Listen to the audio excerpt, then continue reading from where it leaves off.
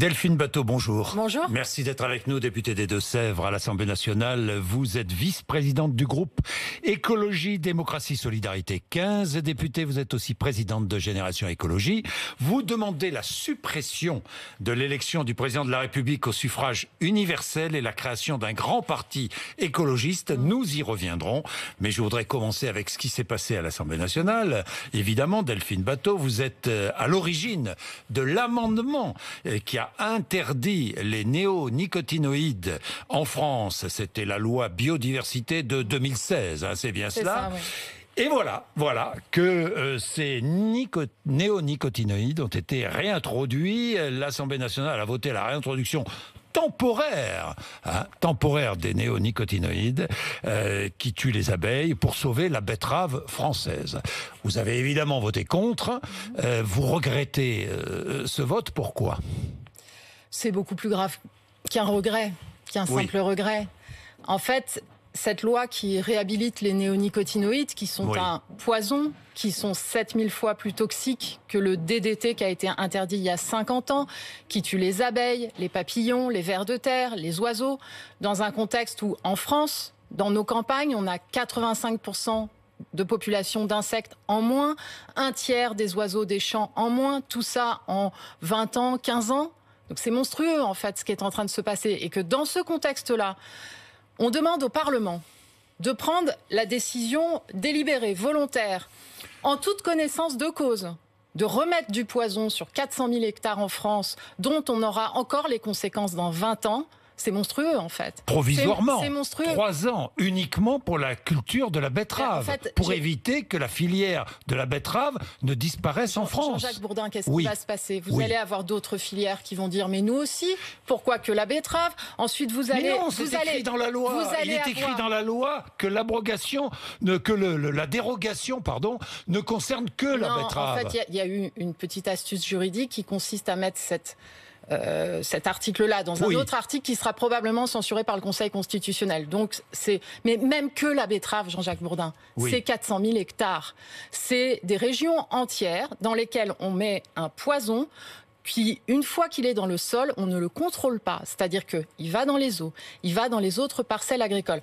Dans les Deux-Sèvres, on a un centre du CNRS sur une zone atelier. Qu'est-ce qu'on constate ? On trouve des néonicotinoïdes, parce qu'on les a utilisés pendant des années, dans des parcelles en bio où il n'y a jamais eu de pesticides, dans des cours d'eau très loin de là où ont été utilisés les néonicotinoïdes. Il y a un des néonicotinoïdes aujourd'hui qui est parmi les pesticides les plus retrouvés dans les cours d'eau en France. Et qu'est-ce qui se passe ? Parce que je veux être concrète pour qu'on comprenne. Ce qu'ils vont autoriser, ce sont ce qu'on appelle des semences enrobées. C'est-à-dire la graine, elle est enrobée du poison. Vous avez 80 à 98% du poison qui part dans le sol ou dans l'eau. Il pleut, il y a une flaque d'eau, les abeilles viennent boire, elles meurent instantanément.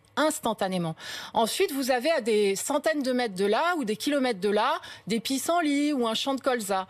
Les abeilles viennent, elles butinent le colza ou le pissenlit, elles ramènent des néonicotinoïdes à la ruche. Et là, il suffit de 0,005 nanogrammes de néonicotinoïdes pour multiplier la mortalité des abeilles par 2.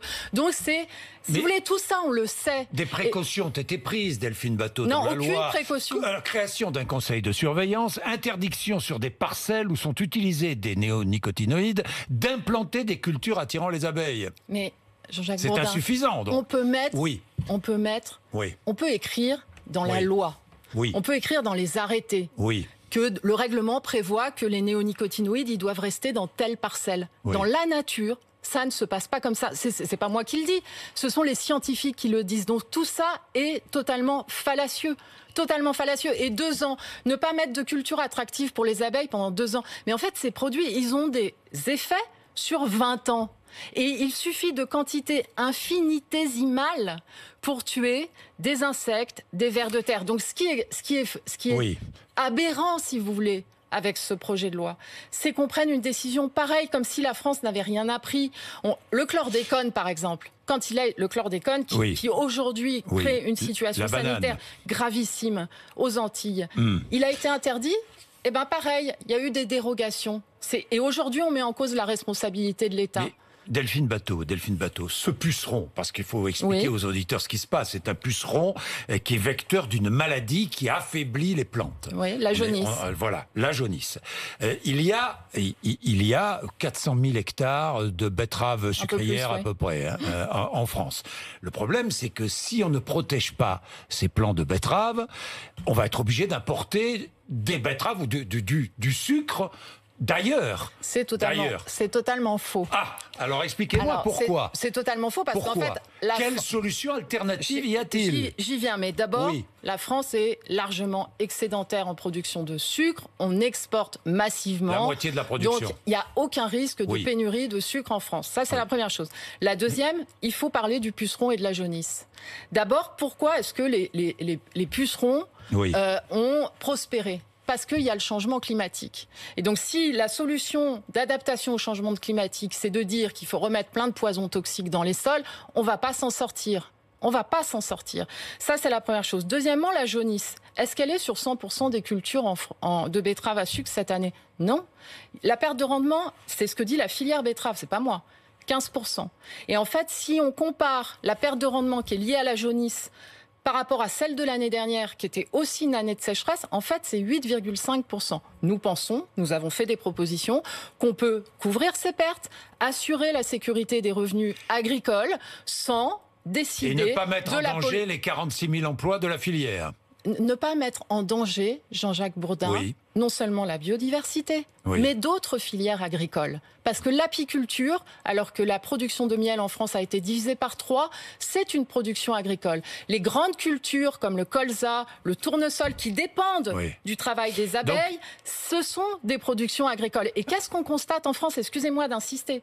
C'est comme on a de moins en moins d'insectes et de moins en moins de pollinisateurs, on commence à avoir une perte de rendement, une diminution des rendements sur ces grandes cultures qui dépendent de la pollinisation. Et donc ce qui menace aujourd'hui la souveraineté et la sécurité alimentaire de la France, c'est l'effondrement de la biodiversité. Et si on ne comprend pas ça, alors que c'est ce que dit la science, eh bien, c'est un contresens historique. C'est provisoire, Delphine Bateau. 3 années.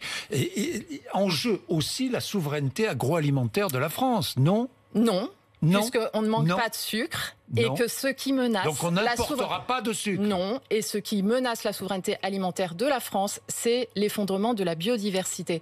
Et je voudrais ajouter une chose qui est très importante, Jean-Jacques Bourdin. C'est que la France a été le premier pays au monde à interdire les néonicotinoïdes.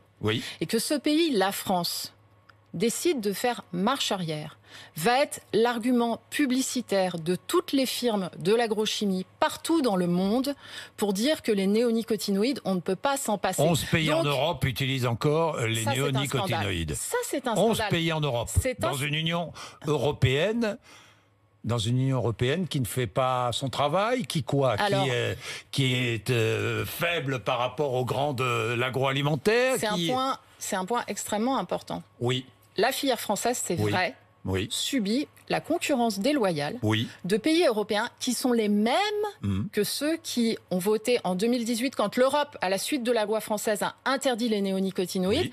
Il y a des pays qui étaient contre. Et donc ils ont utilisé l'astuce de dérogation pour contourner la décision européenne. Et qu'est-ce qui est en train de se passer ?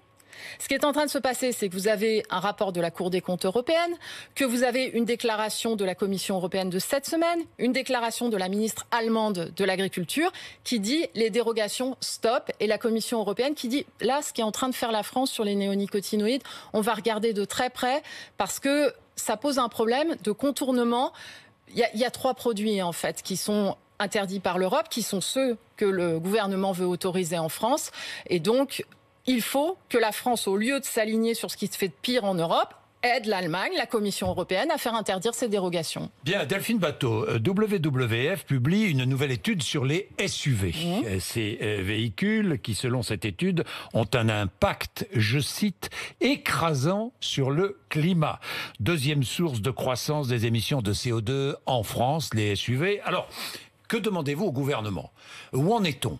Parce que on attend des mesures autour de ces SUV. Vous proposez une interdiction de la publicité pour les véhicules les plus lourds, parce que ces SUV sont plus hauts, plus longs, plus larges et plus lourds. C'est bien cela? Oui. Vous demandez l'interdiction de la publicité. Ce que demandent d'ailleurs les citoyens de la Convention. J'allais le dire. Ben oui, J'allais le dire. C'est-à-dire que le fait d'introduire un malus au poids, le fait d'interdire la publicité sur ce type de véhicule extrêmement polluant, parce qu'on n'a pas besoin de 4x4 en ville. Enfin, franchement, il y a eu une dérive dans la conception des véhicules par les constructeurs. Cette mode le des SUV SUV n'est pas forcément un 4x4. Hein, non, Delphine Batho. un faux 4x4. Oui. Le look d'un 4x4, le look, etc. Mais c'est pas 4 roues motrices.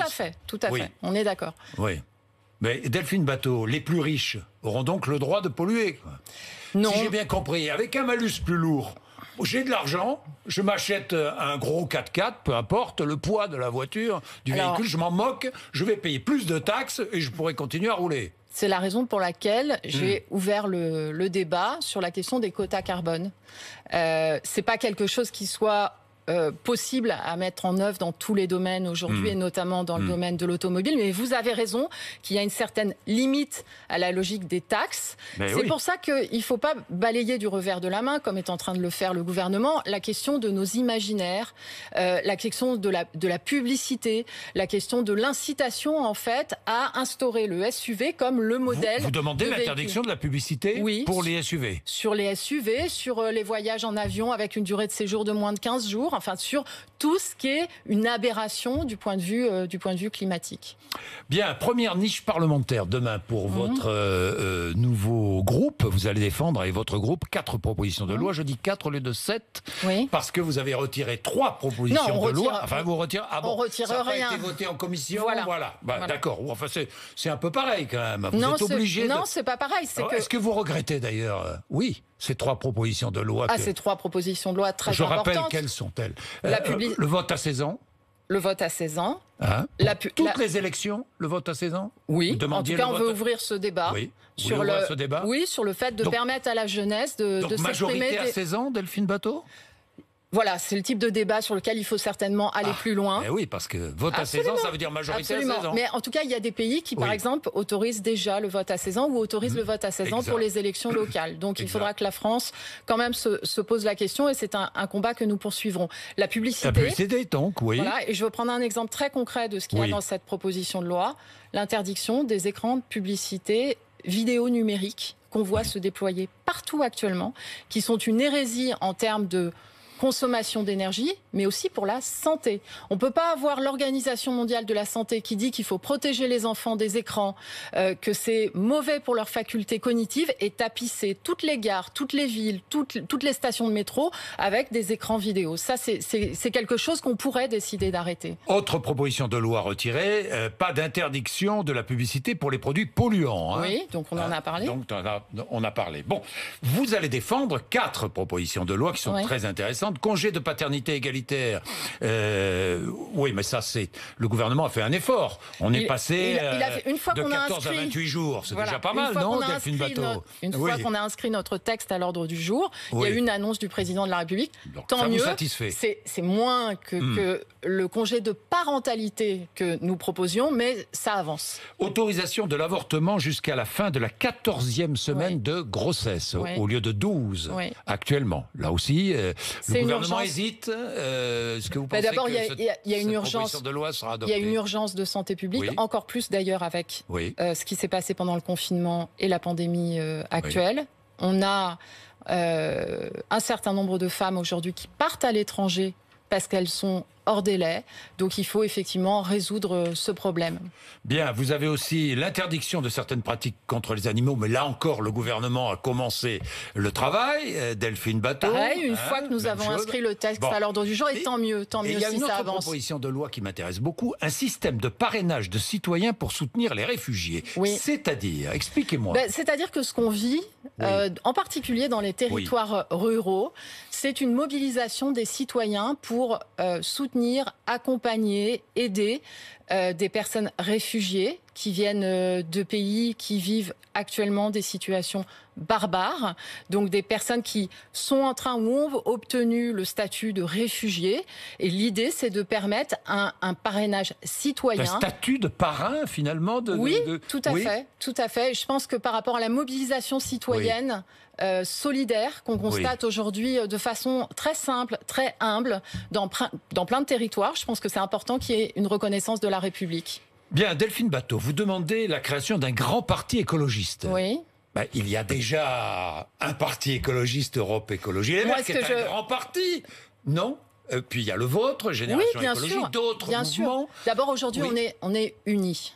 Ben. On est unis, on a ce qu'on appelle le pôle des partis écologistes. Donc, mon propos, c'est de dire qu'on doit se mettre en ordre de marche par rapport à l'élection majeure, aux élections majeures, législatives et présidentielles de 2022.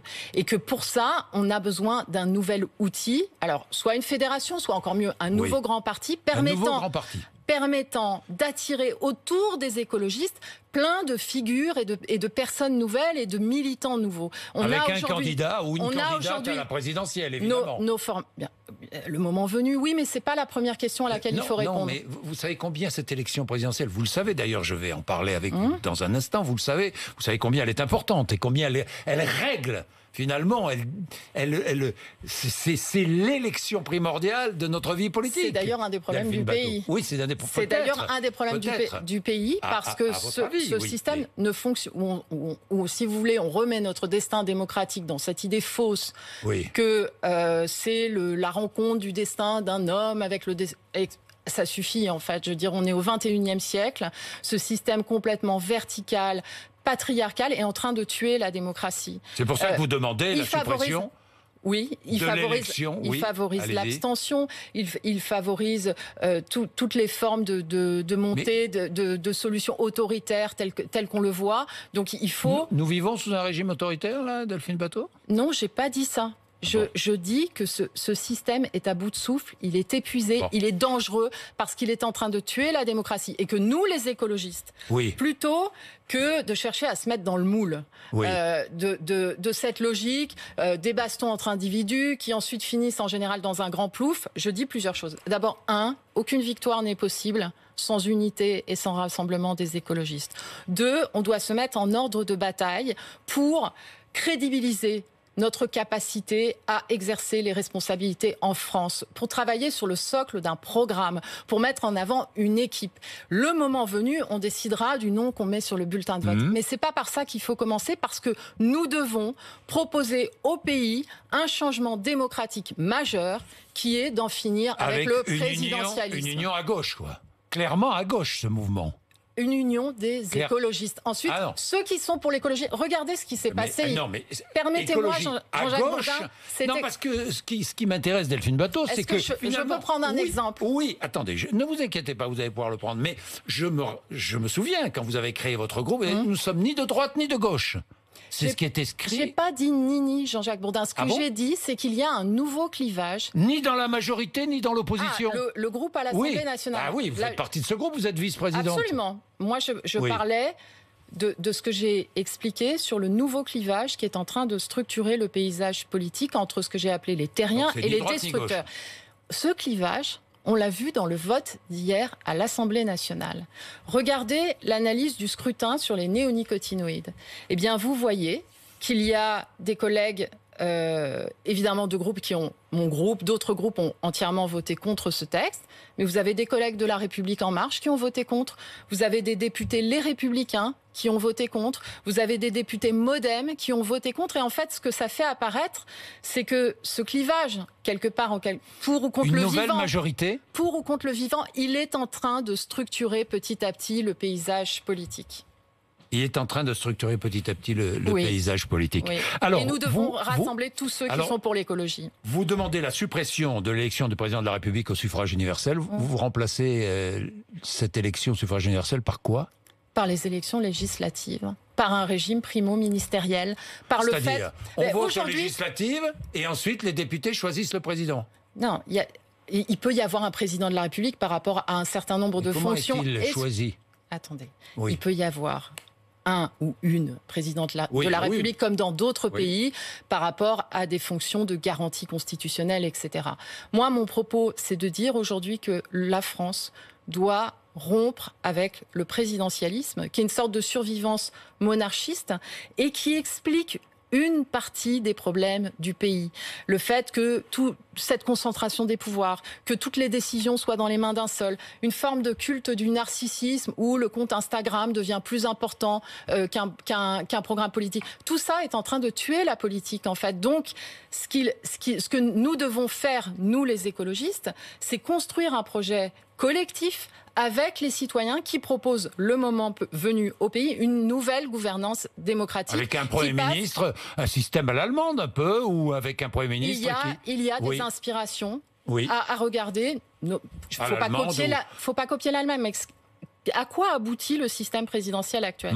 Il aboutit au fait que quelqu'un qui fait 20, 22, 24% au premier tour de l'élection présidentielle, il a les pleins pouvoirs en France, en fait. Il a ensuite une majorité très large à l'Assemblée nationale et donc il n'est plus obligé de discuter avec personne.